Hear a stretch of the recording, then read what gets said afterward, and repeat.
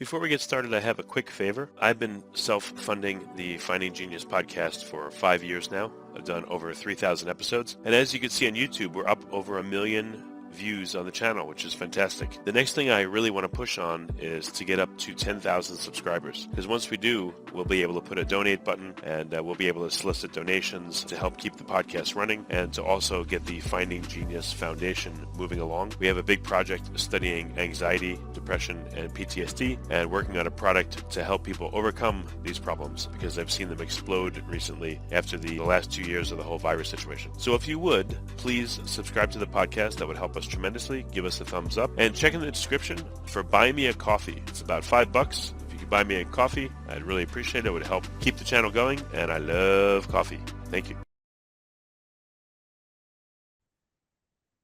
Hi, I'm Eric Klein. I'm an archaeologist and ancient historian who teaches at George Washington University in Washington, D.C.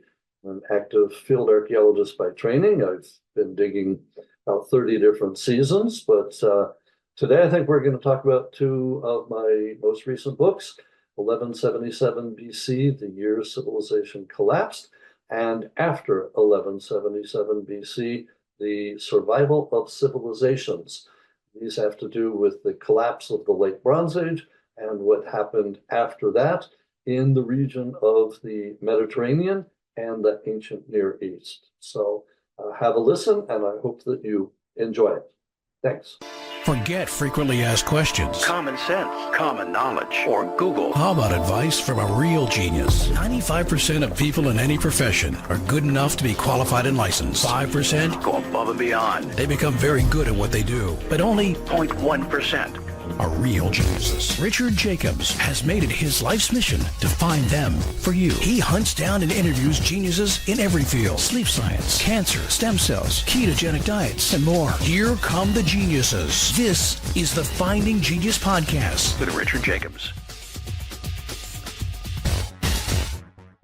Hello, this is Richard Jacobs with the Finding Genius podcast. I have the very patient Eric Klein, PhD, patient because our schedule changed quite a bit, but he still made it to the podcast, so I thank him for that. He's a professor of classics, history, and anthropology at GW Capital Archaeological Institute, part of George Washington University, and we're going to talk about the year 1177 BC, the year civilization collapsed. So I think this is going to be a very interesting podcast, and welcome, Eric. Thanks. It's nice to be here. Thank you for having me on. Yeah, if you would. It seems like you have your finger in a lot of pies in terms of your background and, your current position. What got you into the study of, ancient history, and, what's a little bit about your background before we get started? Yeah, so complicated and yet simple. Always wanted to be an archaeologist since the age of 7, when my mother gave me a book about ancient Troy and the Trojan War, and I announced I was going to be an archaeologist, and lo and behold, half a century later, here I am. But my specialty is late Bronze Age, so think between 4,000 and 3,000 years ago, time of the Trojan War, and over in the Aegean and the ancient Near East. So everything from Greece to Egypt to Mesopotamia, like 3,200 years ago. That's what I do. And I'm an active field archaeologist, as in I go out and get dirty every summer. I've been on, I think, 30 seasons of excavations by this point, in places ranging from Greece to Egypt to Jordan to Israel to the United States. So that's me basically in a nutshell. That's so cool. Yeah, I mean, if you it's would, fun. a couple questions on being out in the field. What are some misconceptions people have about it? And, what are some of the things that are really fun or like just deadly boring or tiresome or difficult about it? Well, first and foremost, if you've seen the Indiana Jones movies, it's nothing like that. We don't have whips. Most of us do not wear fedoras. We almost never run from rolling boulders, anything like that. And at this age, most of us belong in museums. But so that's an inside joke if you've seen the movies. Yeah. It is a lot more difficult than people think. It's a lot more physical. We don't usually excavate using dental tools and toothbrushes, which is the general, popular vision. We're actually out there working with big tools, pickaxes, shovels, little hand tools, and are digging pretty quickly. It's only when we get to very detailed stuff like, skeletons or something that we switch over to dental tools and toothbrushes. But it's it's, I think, one of the most interesting professions. When you go out each morning, you have literally no idea what you're going to find that day. It may be completely mundane, hundreds of broken potsherds, or you could stumble upon something that could change our knowledge of the site or the region or human history. Who knows? So always something new to be doing. It sounds like a combination of ditch digging and like desert gardening. It is to a certain extent. When I get people on our excavation that have never dug before, which is very common, most people have never been on a dig before they come with us, and I say the first day, look, I'm going to teach you how to dig, and I say, how many of you have done gardening back home? And of course, most of them raise their hands, and I say, great, this is pretty much the same thing, except instead of pulling weeds, you're going to be looking at things that people haven't touched in a couple thousand years. But, the basic idea of digging is the same. Just do it carefully, and we'll be watching you, and ask us if you think you found something, and we go from there. So yeah, a combination of gardening and ditch digging would be one way to put it. Okay. Yeah, I remember when I was little, like digging in my backyard, and sometimes I'd find stuff, and I didn't find anything remarkable that I saw, but sometimes you'd find maybe a boot or a rusty nail or something like that. It was really interesting and fascinating to find that stuff. It's weird. Yeah, absolutely. Yeah, if you're just in your backyard, who knows? I mean, it depends where you are living, but, broken pieces of glass from 100 years ago, whatever. Basically, their garbage is now our artifacts. So getting your start in your backyard is a good way to begin. Okay. What caused you to look at the year 1177 BC? What was the context of what was going on and where? All right. So my specialty, as I mentioned a minute ago, is the late Bronze Age, say 1700 BC to 1200 BC. This is a time period that actually people are more aware of than they think they are. People go, oh, I don't know the late Bronze Age, but you actually do, because this is the time period of the Egyptian New Kingdom, the 18th dynasty. Wager a guess that many of your lecture listeners have heard of King Tut, for example. So this is the time period. You've got King Tut, you've got Ramses II, you've got Hatshepsut, the female pharaoh, and so on. In addition to the Egyptian 18th dynasty, this is also the time period of the Mycenaeans on mainland Greece.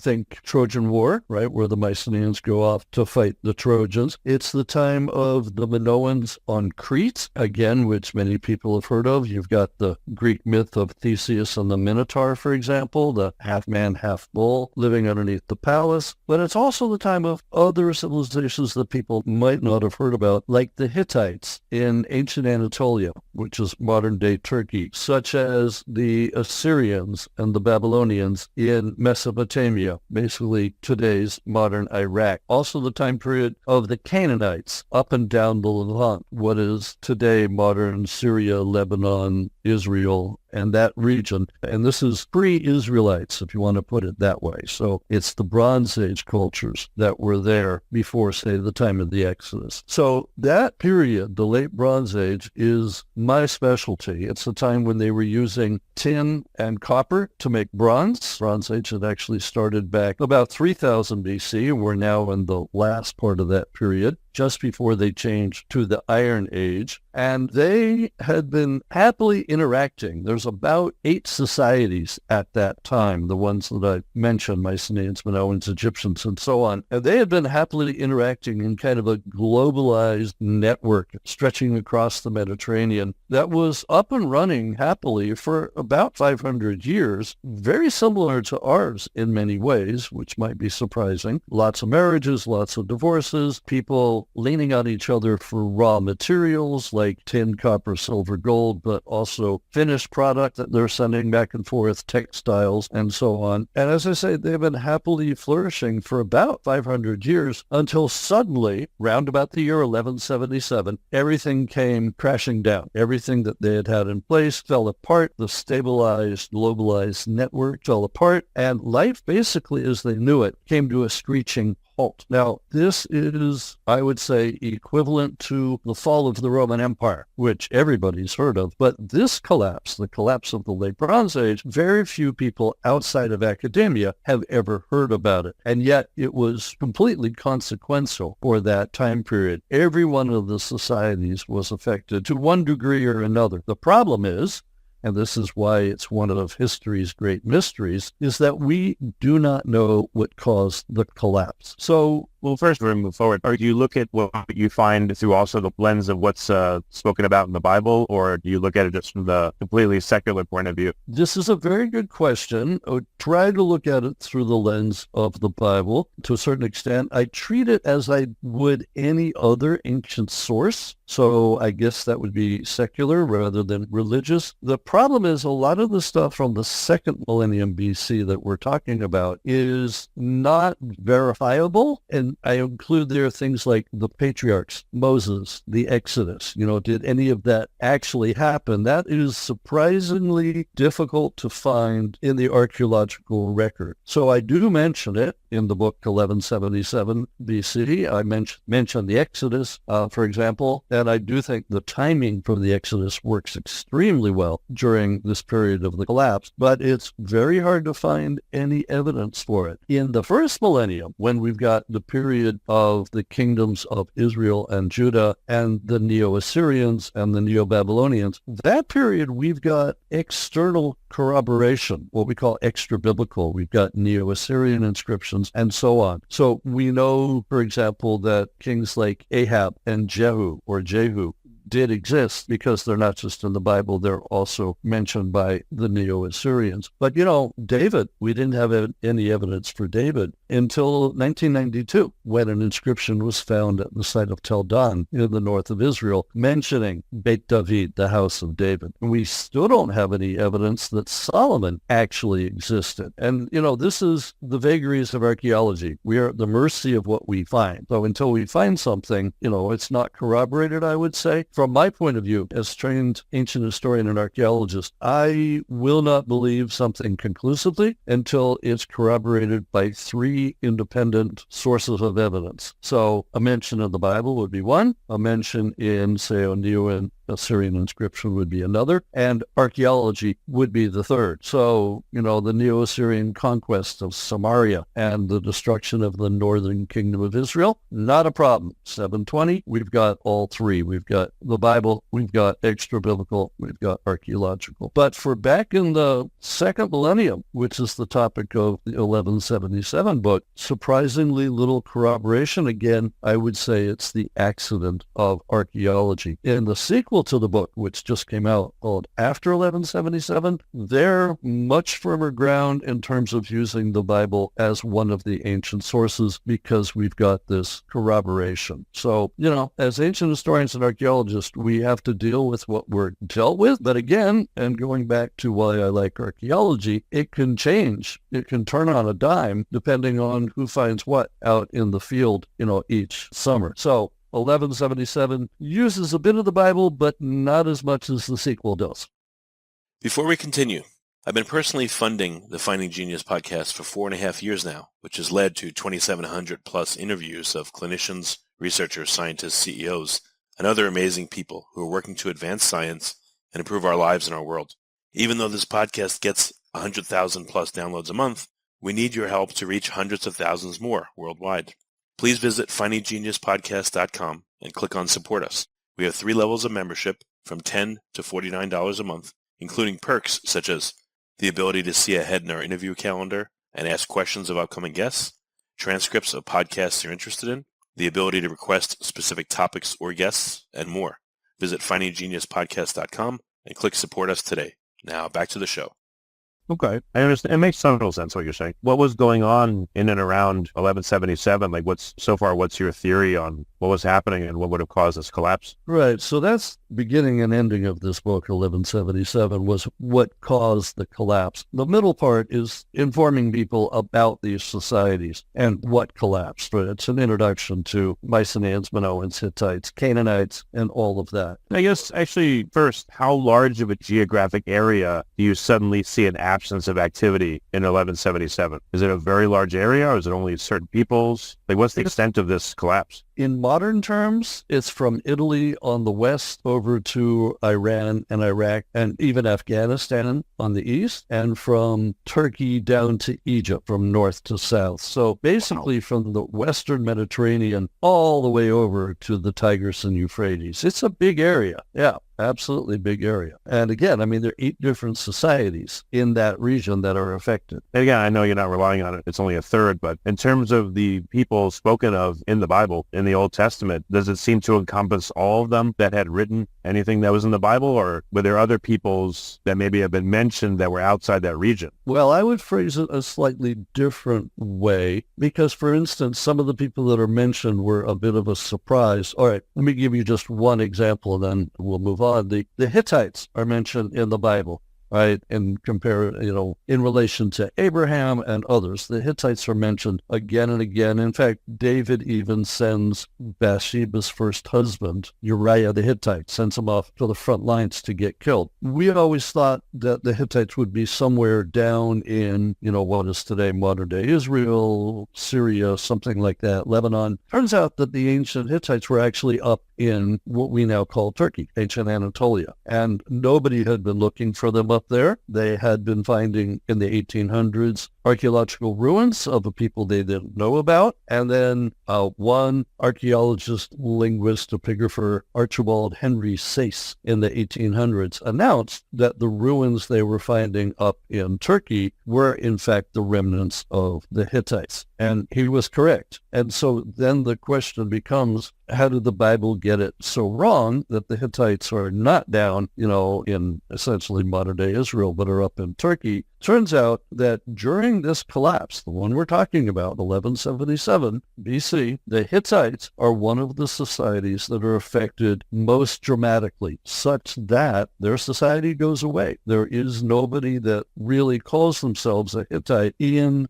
Central Anatolia anymore. Their economy goes away, the palatial society goes away, the king goes away. What survives are areas that they had conquered in northern Syria, which did manage to survive the collapse and formed what we call Neo-Hittite societies, little city-states, which are being excavated even as we speak. Was this then, instead of a diaspora, was it a concentration to the center of certain societies, or was this a diaspora? This is very strange so far. So a diaspora of the Hittites? No, the Hittites... No, a diaspora, like a geographic diaspora. So this huge region was affected, it looks like. Did the peoples move outwards from that region even further out, and you find evidence of them there? Or was it, again, there this disaster and also like a consolidation of people towards maybe the geometric center of the area? Does it look like either of those two things? They're migrating around within this area. So they're not necessarily going outside, but they are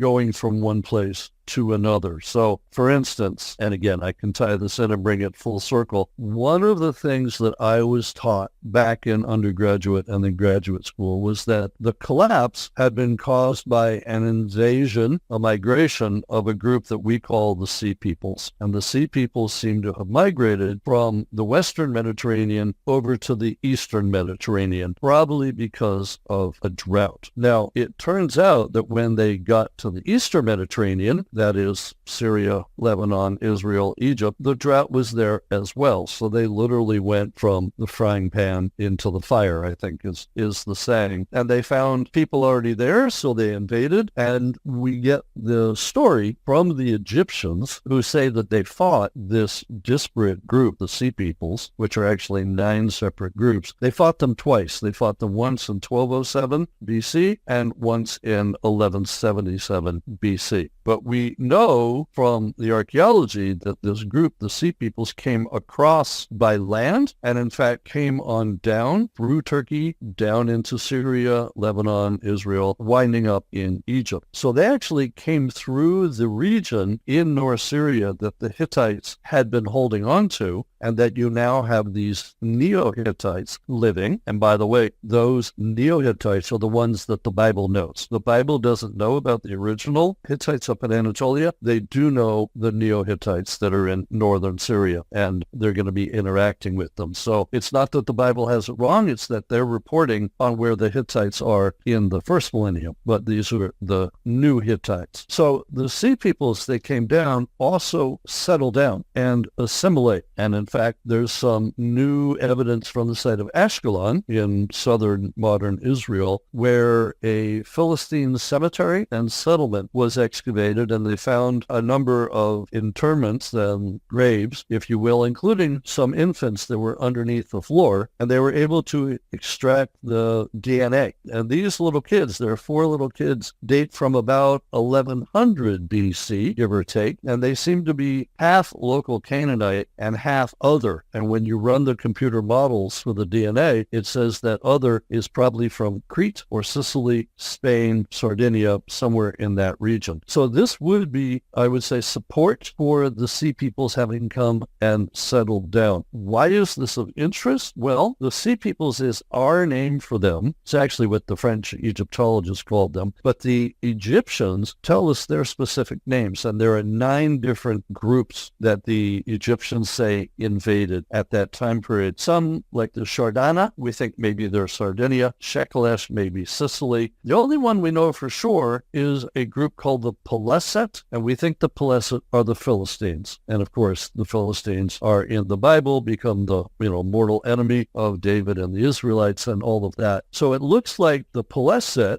become the Philistines when they settle down during the late Bronze Age collapse and into its aftermath. But what it turns out is that, yes, the Sea Peoples are part of the equation, but they're not the only reason. I mentioned that they may have started migrating because of a drought. We've got more and more and more and more evidence over the last 10, 12 years of a drought that lasted between 150 and 300 years, from about 1200 BC all the way down to 900 BC, and in a region covering what we're talking about, from Italy over to Iran and from Turkey down to Egypt. We've got scientific evidence for a drought from lake sediments, from caves, including the stalagmites, and so on. It's just, the evidence is overwhelming now that there is a major drought. 300 years? Yeah, you talk about a mega drought. Can you imagine that? 300 years? Yeah. I'm sure drought doesn't mean no water, but probably a lot less than they were used to. But that would destroy any society. Yeah, that's crazy. Yeah, it would definitely impact it. And our scientific advances are getting good enough that we can actually see upticks from time to time, like a 50-year period where things got slightly better. And in fact, Daphne Langut, a researcher at Tel Aviv University, has now shown that there's an increase in rainfall again, somewhere about 1100 BC down to about 950 BC. And she says that would have allowed them to start planting things like olives again. And of course, that dovetails with the establishment of the United Monarchy and then the Northern Kingdom of Israel and the Southern Kingdom of Judah, but also other kingdoms in the area like Ammon and Edom and Moab. So she's able now to point and say, okay, there is, sometimes where it gets slightly better before it gets worse again. So it's a really interesting period back then and also an interesting period now to be studying this. So, and along with the drought, you can probably guess what comes with it, right? You've got drought. That means you've got famine, people starving, and we know that's happening because we have textual records from that time period in which they say, everyone here is starving, we need grain, please send us help, and so on. We also have evidence for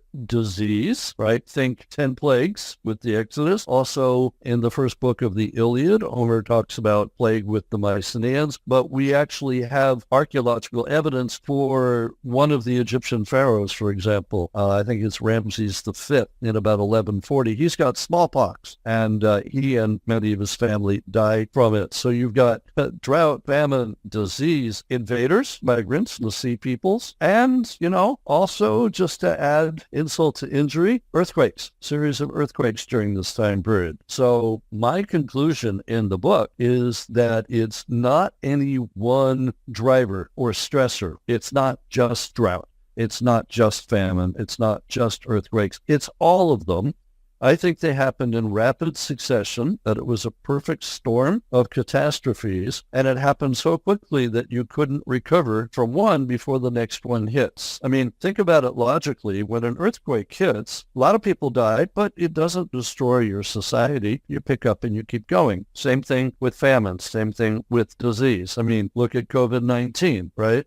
We have continued on despite how traumatic it was. But what happens if they're all at the same time or one after another? If you've got one, okay, you can survive. If you have two, okay, maybe you can survive. By the time you get to number 3 or number 4, you throw up your hands, you say, Dainu, enough, right? And then that's it. Your society is impacted, and it depends on how resilient you are and how much you've planned for the future, whether you're going to make it through this collapse. So in the first book, 1177, I talk about all these factors and the actual archaeological and textual evidence that we have for it. And then in the sequel, after 1177, which just came out, I talk about basically the 8 case studies of what to do and what not to do if you're impacted by such a catastrophe. So in the separate chapters, I say, look, what happened to the Hittites? What happened to the Assyrians? What happened to the Egyptians? What happened to the Mycenaeans? And so on. And then at the end of this new sequel, I ask how much of this is relevant to us today. And my conclusion, you won't be surprised, is that it is extremely relevant to us today because most of the things that contributed to their collapse, we've got around today. And I personally am a little bit concerned that history is going to repeat itself and that we're going to find ourselves going down that slippery slope to collapse. And then we're going to have to figure out how resilient are we going to be. What are the analogs that you're seeing today? Where specifically are they concentrated? Yeah, they're all over the place, but I'm seeing climate change. I don't think you can argue against that all around the world. I'm seeing things like the pandemic, COVID. I'm seeing things like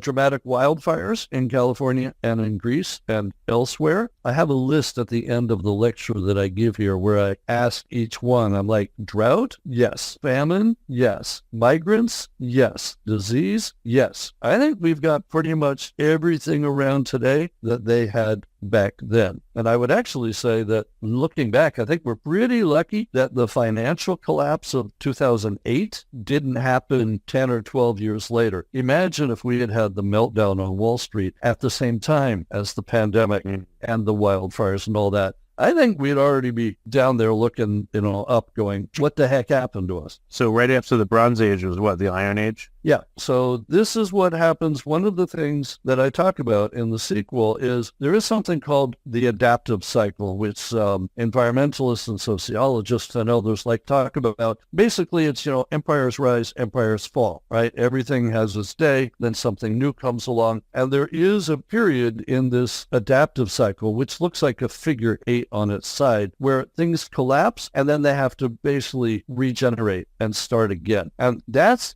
what the Iron Age is. After the collapse, after 1177, people have to figure out how to adapt to the new normal. And again, do you just adapt, which means, you're living for today or tomorrow? Do you just cope with it? Or do you transform, which is the best thing that you can do? But transforming means you need to be innovative and you need to be inventive. And if you're really good at it, you can flourish in that age of chaos. And that's where iron comes in, because as far as we can tell, they were having supply chain issues back then. Again, sounds familiar. And they may have been having trouble getting tin, which was mostly coming all the way from Afghanistan, which is, a very long trade route to get to the Mediterranean and then to Greece. And if those trade routes were cut at any time and you couldn't get tin, then you can't make bronze, right? A real problem. So if there were shortages like that or anything else affecting the supply chain, they would have had to be inventive and innovative. And that's where iron comes in. It looks like the people on Cyprus, which is where most of the copper came from in the Bronze Age, they may have accidentally been discovering how to smelt iron during the Bronze Age, but not using it. But now, when they had to, they pivoted. And instead of just producing copper and bronze, they seem to be at the forefront of this new technology of smelting iron. And it turns out, of course, that iron is better for holding an edge and everything else in terms of not just weapons, but also tools. And so the Cypriots, they flourish in this age of chaos, and they start exporting new objects made out of iron, but they're also really nice about it. They seem to export the know-how, the technology, along with the actual items, and they send them both to Greece on one side and to the Levant on the other. And when they export the technology, well,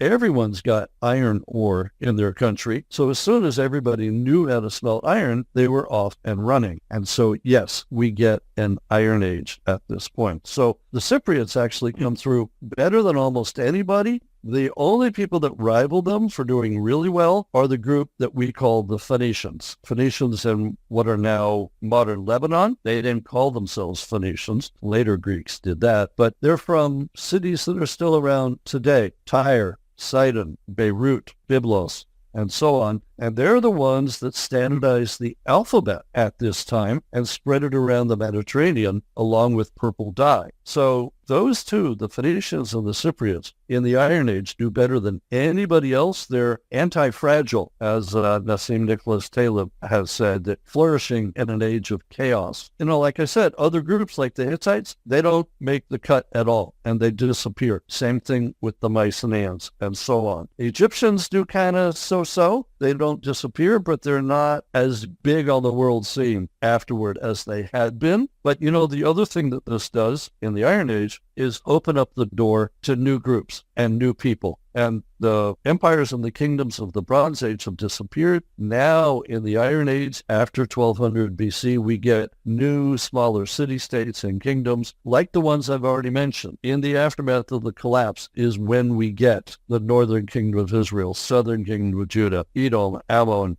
Moab. Up in Turkey, we get groups like the Urartians and the Phrygians. Over in Greece, they have to start from scratch, but we're pretty quickly, within a couple hundred years, going to get back up to speed there too, to archaic Greece and then classical Greece, which is where we get democracy and the Parthenon and so on. So it is a huge catastrophe at 1177 BC. They have to rebuild from it, but in rebuilding, they created basically the world that we've got today. What it led directly to us. So, it's really interesting that this catastrophe is what did it. It's what ushered in the Iron Age and many other things. Yeah. Yeah, exactly. And that's why I say that collapse is, first of all, the catastrophe that nobody outside of academia has ever heard of. But secondly, why it is just as important as the collapse and fall of the Roman Empire, right? It was dramatic, it was catastrophic, and it had ripple effects that went down through the centuries. So one of my goals is to make this catastrophe known to the general public. Not only is it my favorite period, the Bronze Age and the Iron Age, but I also think it's one of the most interesting, and I find that most people have never heard of it. So it's basically,